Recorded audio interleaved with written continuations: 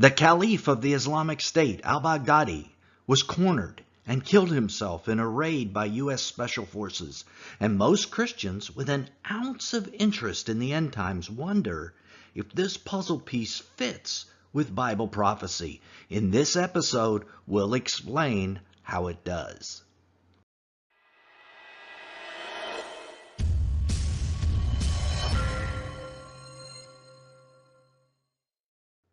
Even the names of the Islamic State have biblical implications, which will probably surprise you. You may have heard people refer to the Islamic State as ISIS, ISIL, and Daesh. ISIL is an interesting name. The previous American administration always referred to the Islamic State this way, instead of the more popular name ISIS. Why? Well, the Levant, and the name ISIL means the Islamic State of Iraq and the Levant, includes all of the central area of the Middle East, including Israel. It was a subtle jab that Islam would one day invade and take over Israel. The name ISIS left Israel out of the picture completely. Interesting. Most Europeans still refer to the Islamic State by its other name, Daesh, and this has an incredible biblical meaning. When you hear it, I'm sure your jaw will drop. Daesh has no definition in Arabic, but is very similar to the Arabic word dais, meaning one who crushes or tramples down something underfoot. Yes, you heard me correctly. Those who follow prophecy know that phrase.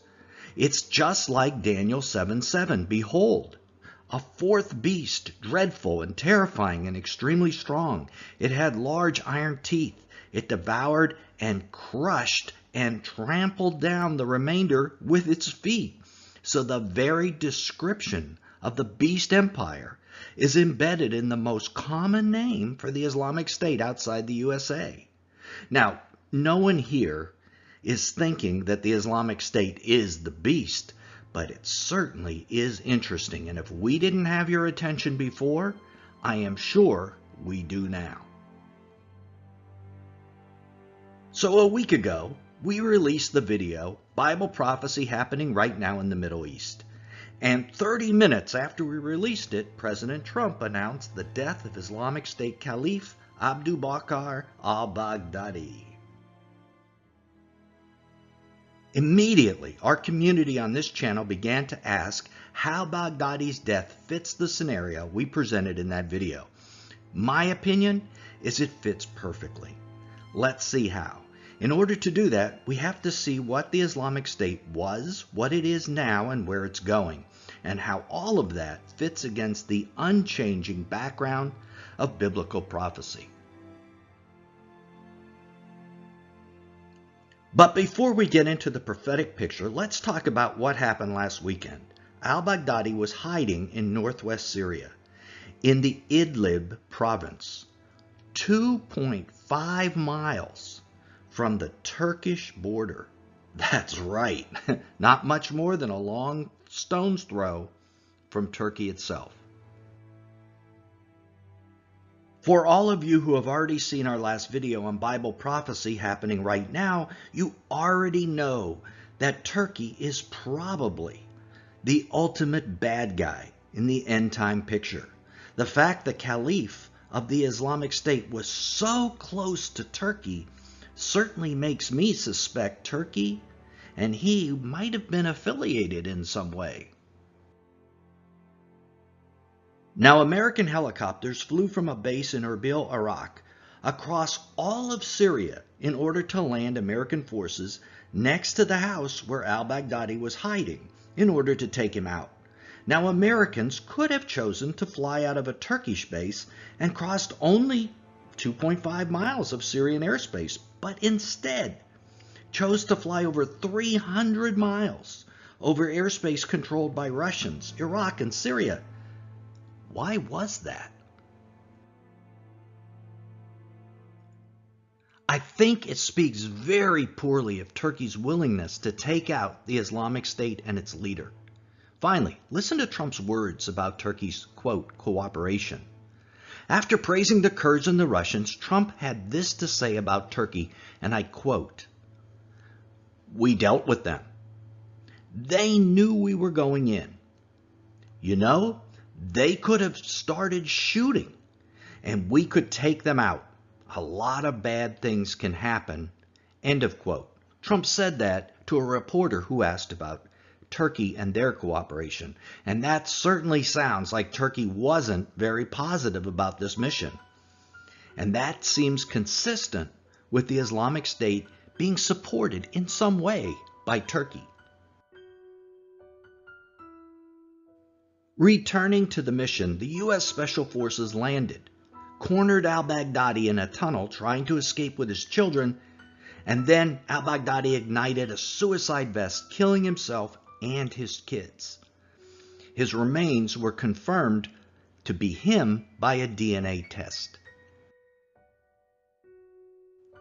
5 years ago, the Islamic State exploded on the world scene. Their army swept through eastern Syria and Iraq in a blitzkrieg-style attack. Friends of mine who were missionaries in Jordan at the time were recalled by their denomination out of fear that ISIS would take over Jordan, and there was even talk of ISIS invading Saudi Arabia. Those were frightening days in the Middle East. The Islamic State's self-proclaimed leader was al-Baghdadi, who burst on the scene in July 2014, proclaiming himself to be the Caliph of a new nation, the Islamic State. Now, a caliph is the leader of the Muslim world, a combination of a religious leader and a king. And every king requires a kingdom, so the territory captured by the Islamic State was very important. A caliph cannot exist without land, without a nation. So, with their new conquests, ISIS was able to proclaim themselves to be a caliphate. And although ISIS wasn't able to hold on to this territory, probably the most important accomplishment that the Islamic State had was capturing the hearts and minds of radical Islamists throughout the world.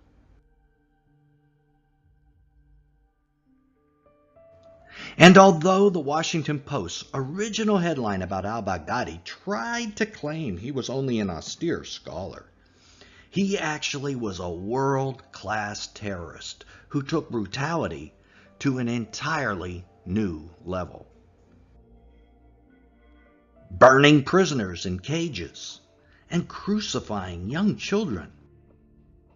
Beheading nearly 24 Egyptian Christians on a beach and making a movie about it. Although Al-Qaeda, another Islamic group, made a big splash with 9/11, ISIS took terror to a personalized, horrific level. And their ability to rapidly defeat the traditional army of Iraq and capture territory, well, that captured the imagination of radical Islamists all over the world, enough that over 30,000 soldiers joined them from around the globe. Most people stop and say, but how large a group could those radicals be? Well, it's estimated that 10% of the 1.5 billion Muslims worldwide are radicalized. That means these radicals add up to 150 million, the size of a large nation, and these radicals are dreaming of an Islamic empire run under Sharia law. ISIS gave them that dream. And although the Islamic State has lost its territory and now lost its caliph, its followers haven't lost their dreams. From the perspective of biblical prophecy, that is what's key. The defeat of the Islamic State and the death of its caliph have created a vacuum into which those unmet dreams have fallen. The caliphate cat is out of the bag, and someone else is going to attempt to start another one to fulfill those dreams.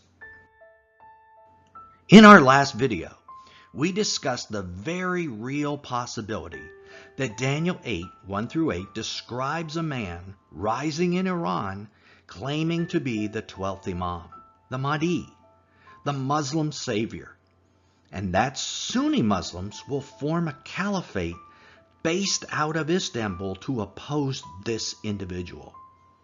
If you haven't seen that episode, it is a must watch. Well, in my mind, that would be the perfect opportunity for Sunni Muslims to organize around a common threat. Just imagine if a man claiming to be the Muslim savior isn't Sunni. The dreams of a Sunni caliphate under Sharia law could easily take traction in that setting in order to prove him a fake. And if that happens, the fulfillment of Daniel 8 and the rise of the little horn, or the Antichrist, that comes with it is soon to follow. So that is the number one impact of the death of al-Baghdadi. That a vacuum has been created that will need to be filled. And a caliphate, a much more powerful caliphate than the one he led, is likely to follow. And there is another very strange possibility that one of our community members brought to my attention in regard to the death of al-Baghdadi. It's a thought I had as well back after bin Laden was shot in the head by U.S. Special Forces. As many of you know, the Antichrist will suffer what appears to be a fatal head wound. I saw one of his heads as if it had been slain. And his fatal wound was healed, and the whole earth was amazed and followed after the beast.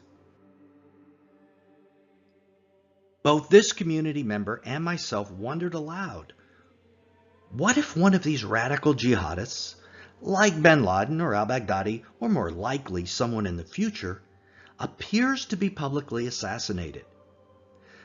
But it either isn't him, or he doesn't die. What if that person then is publicly raised from the supposed death? Might the Antichrist gain his power in this way?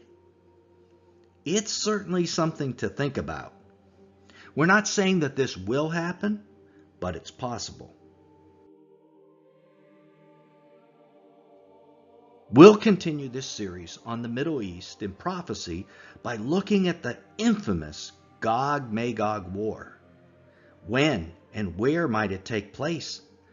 And who is Gog? If you want to keep watching, just click right here. If the Gog-Magog video hasn't been published yet, another appropriate video will appear until it has been. This is Nelson, and I'll see you there.